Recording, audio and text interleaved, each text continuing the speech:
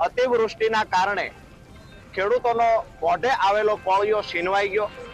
છેલ્લા 4 વર્ષથી કુદરતી આફતોની સામે જગતનો તાત ઝઝૂમી રહ્યો છે।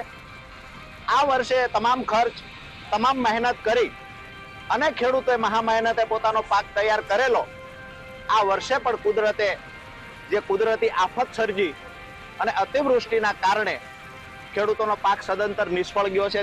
દરેક સાથે મળી અને સુરેન્દ્રનગર ખાતે બહુમાળી ભવનની અંદર ખેતીવાડી વિભાગની અંદર દરેક ખેડૂતો પોતાના 7/12/8 અને બેંકની પાસબુકની ઝેરોક્ષ પણ સાથે લાવી અને અરજી કરવા માટે આવ્યા છે કે અમારા પાકોની અંદર ઝાઝા વરસાદ 22 ઇંચ જેવો વરસાદ પડવાના કારણે અમારા ખેડૂતો અત્યારે રાતા પાણીએ રોવે છે। તો એના માટે થઈ અને સરકારને અમે આજે અરજી કરી અને અમારા ખેતરો સુધી તાત્કાલિક ધોરણે સર્વે કરી અને અમારે 50%, 100%, 99%, 35% અલગ અલગ પ્રકારનું બધાને નુકસાન થયેલું છે।